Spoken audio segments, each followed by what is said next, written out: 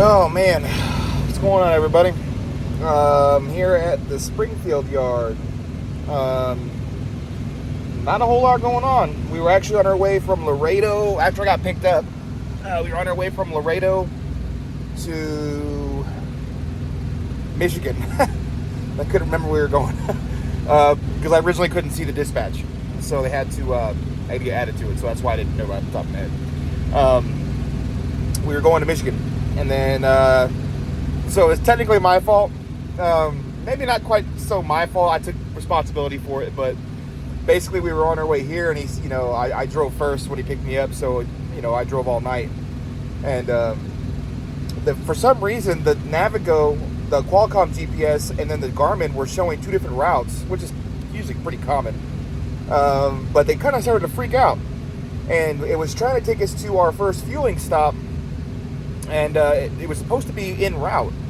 And for some reason, it tried to take us to Missouri from Central Texas. Well, we're going to Michigan. So if you kind of if you're looking at a map, it's kind of like, wait a minute, why did it take us here? And so when I got to a spot where I could stop after driving, I told my trainer, and he was like, oh man, he was like, the GPS freaked out. It rerouted you for some reason and took you the wrong way. He was like, whatever, not a big deal. A little bit longer, but not a big deal. So I felt kind of bad, and we laughed about it. It was kind of my fault, kind of not really, but I took responsibility for it, because I should have paid attention. I should have told myself, wait a minute, just stay on where I'm supposed to be at, go through Memphis, and then just find somewhere to fuel, whether or not it's, the absolute cheapest one. If it's trying to take you that far out of route, I should have noticed it, and I didn't. So it was my fault. Anyway, so we come to Springfield. We were already here, so it was kind of a decent place to stop and take a break. If we want to take a shower, grab some food, which I did. I got a double steak burger. Oh, so good.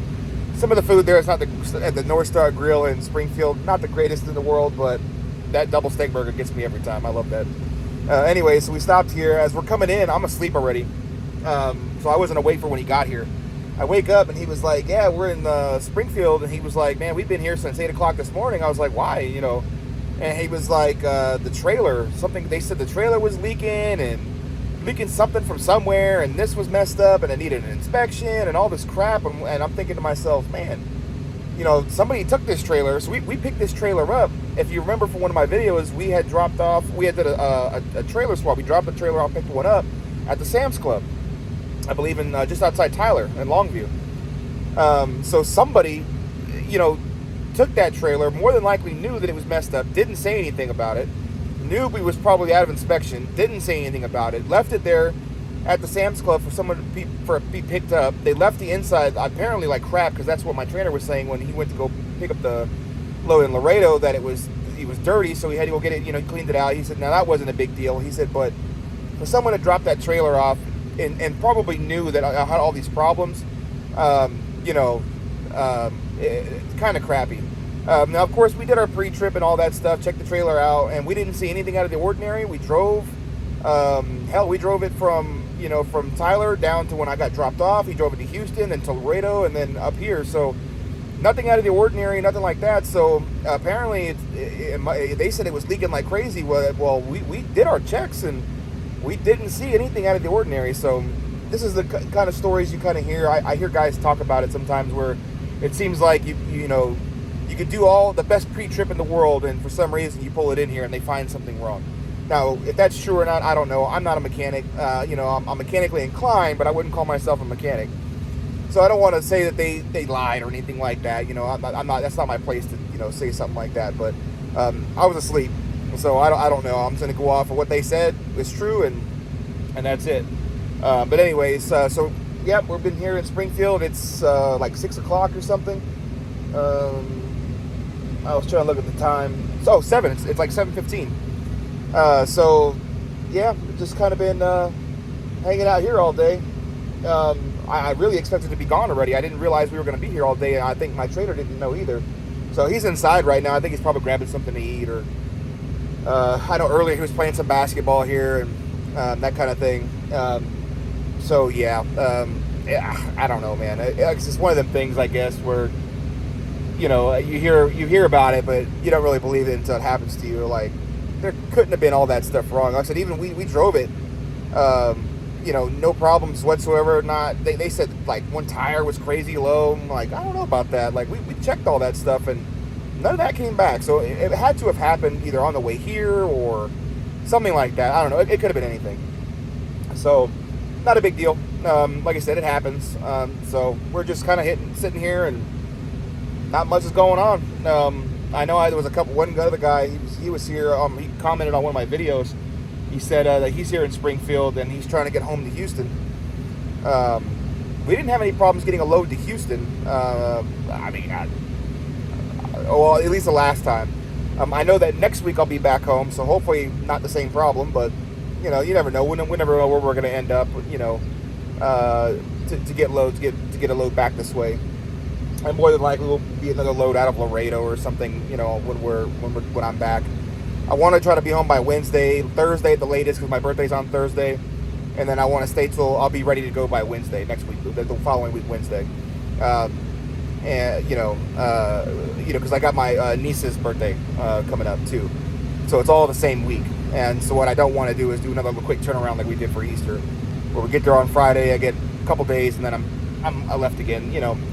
Some people are probably gonna be like, oh, you shouldn't be on the road if you can't deal with that. You know, that's all shit. Like I can choose how long I want to be back at the house. You know, that kind of thing. You know, like I said, I got a long way to go for training. Somebody asked me how many miles I got. Honestly, I don't know. I think I got maybe 4,000 with the first trainer, maybe, and I say 4,000. I could be wrong. It could be less than that, maybe 2,000. And with this current trainer, I probably got 5 or something. I honestly don't know. I got to ask him who I can message to find out, because I really don't know. I'm assuming dispatch or fleet manager or something. I don't know. But yeah, quick video. I always say that, right? Quick video ends up being a 15-minute video. Lots of trucks here. Lots of people sitting. Like I said, I don't know if that's because of the freight thing or what, but being low. But you know, hopefully that's not the case. But it seems like every time I'm up here, seems to be a good number of trucks kind of chilling. Majority, there's some trucks here that, you know, that need drivers, you know, like the mini fleets. So they park here.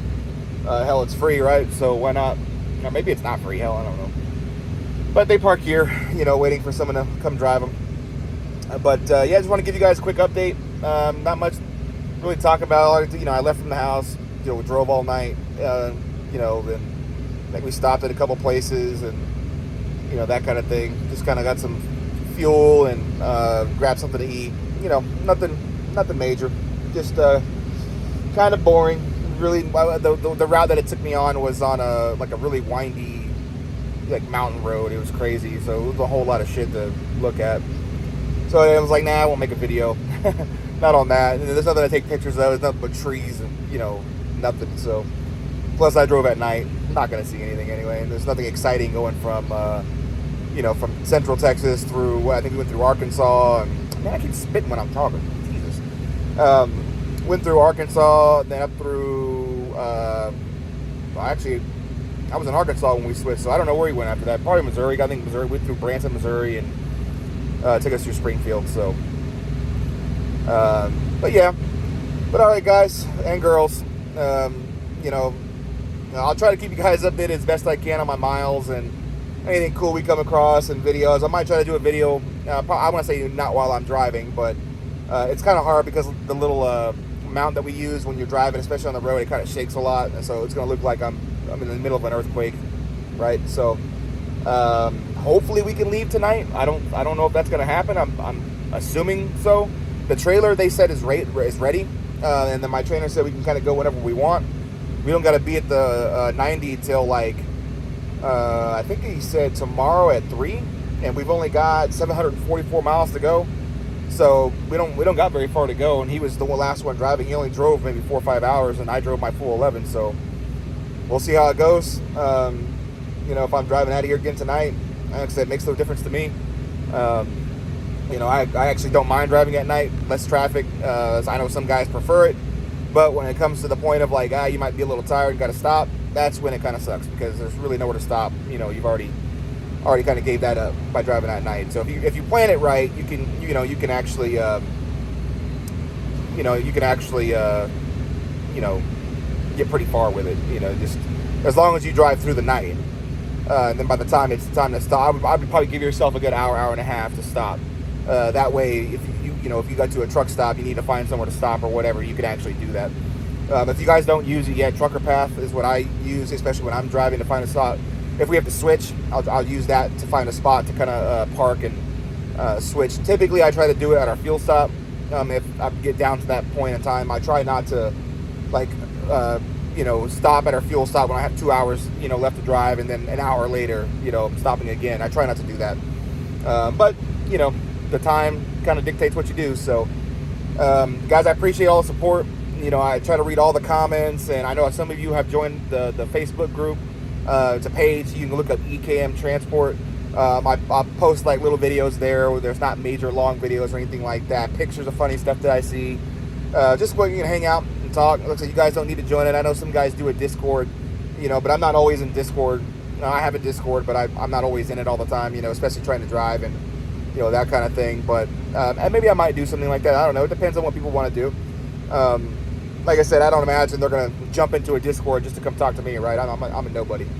I think I have 140 something subscribers. I mean, I'm no one important. Like I said, I'm just a guy trying to give a realistic look into what it's actually like being out here, and not like you get the super trucker stories of how you can't handle it, stay the hell out of the road, or you go to these other videos and they kind of give you like a really simple rundown. They don't really kind of give you the truth on how it is out here.